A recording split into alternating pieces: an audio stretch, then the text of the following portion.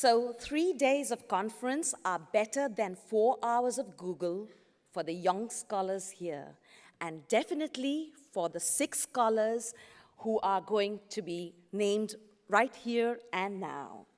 Ladies and gentlemen, it is my privilege to announce the prize winners of today's conference. As this conference comes to a close, it is clear that long-term adaptation will be both difficult and expensive.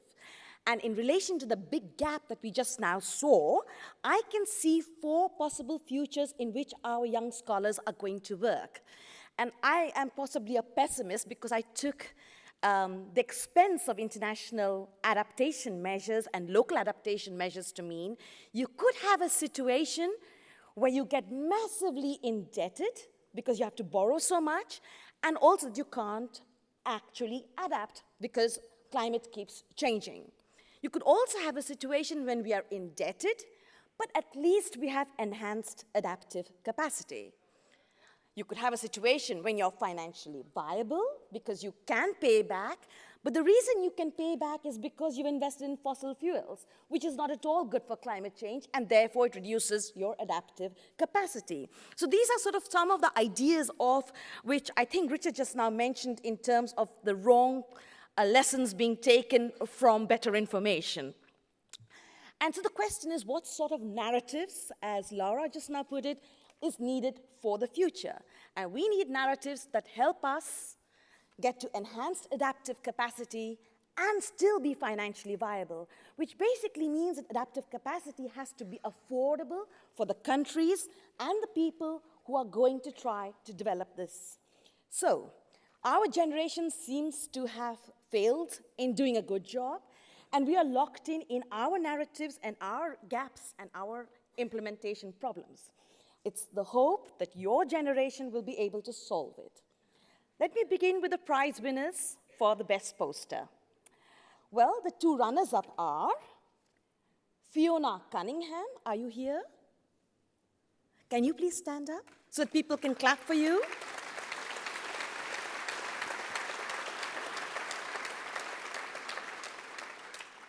Fiona Cunningham is from St. Andrews in UK, and her work was on risk assessment. Thank you. Our next runners-up is Claire von Wyk.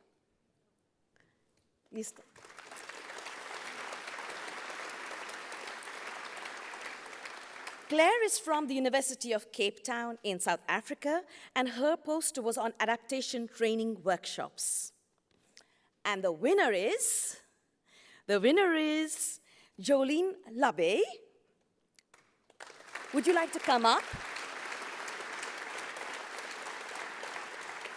Jolene Labbe is from McGill University, Canada, and her presentation paper was on adaptation and the big picture. The big picture comes back again, and evaluation of multi-scalar linkages and barriers in Nunavut.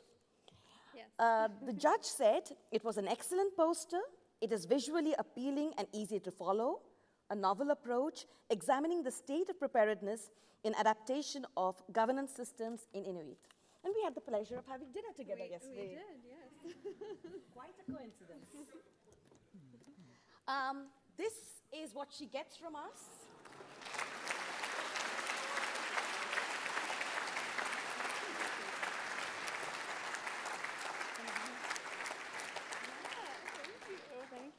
Thank you so much. And unfortunately, it's the winner takes all, so she gets the entire prize money. But that's the way of the world. Thank you so much. Thank you. Thank you. Then we move to the second part, which is the runners-up for the Young Scientist Best Presentation and Paper Award. Again, we have 3 nominees. The third runner-up is Anissa Trianti of the University of Gajapati and the University of Amsterdam, and her presentation is on coastal disaster.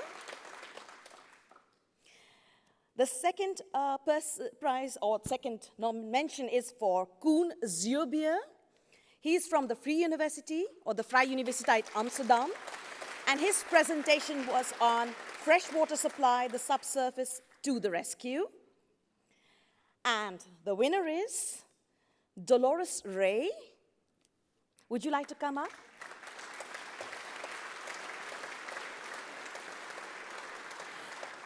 Dolores Ray is from Cranfield University in the UK, and her presentation was on developing drought resilience in irrigated agriculture in the face of increasing water scarcity.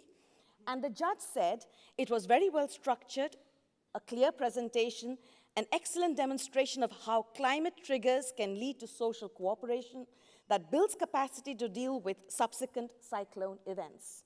May I congratulate you? Thank you. Thank you very much.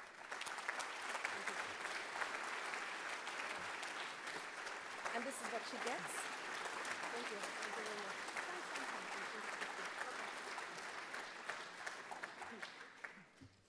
I would also take this opportunity to congratulate all the young scientists who were present at this conference for their participation, and I hope that you really get your 3 days worth of networking as well as learning and skills. Thank you.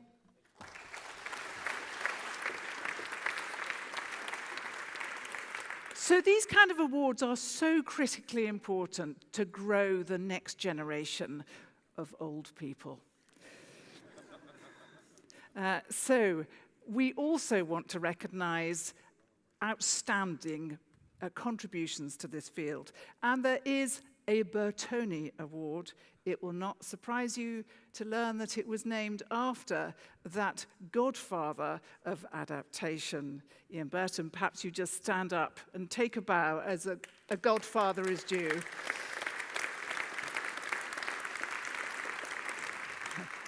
Now, this award is always a surprise. So the winner has simply no idea that they are going to get it.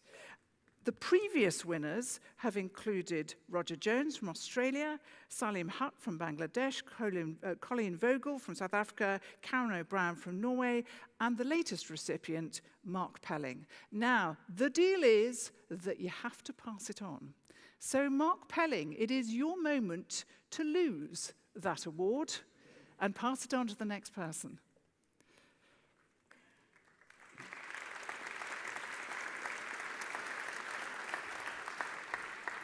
So, Mark, tell us something about this person.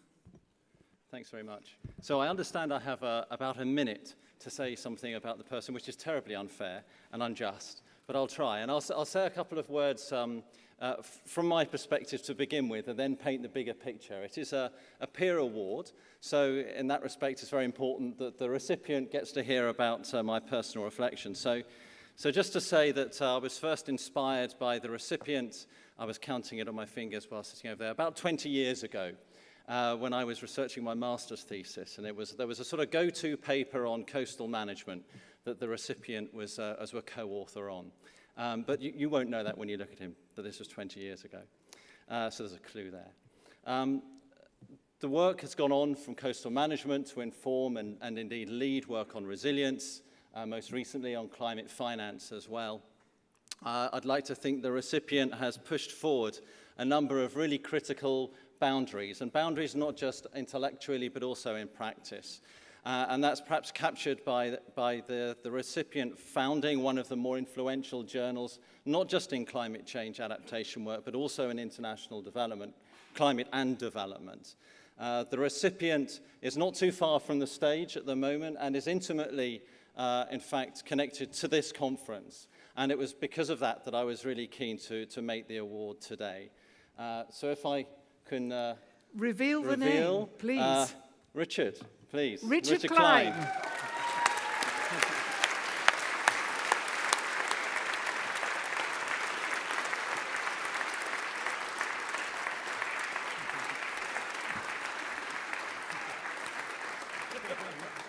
I have to say I was busy panicking because his name, he got up on the stage and I thought, oh my goodness, he's going to see his award. It's at the back of the, with his name on it. So Richard, that's for you. A word from you. Oh, you're mic'd up. I'm still wired up, yes. Thank you. No, it's a pleasure and a shock. I know how what I felt. Yes, I'd like to think I'm always well informed about what happens. I had absolutely no idea. Sorry, I was just saying that I'd like to think that I'm fairly well informed about what happens. I had absolutely no idea. Very good. Thanks very much. And I look forward to contemplating who the next winner will be, so do your best. Thank you so much. Right.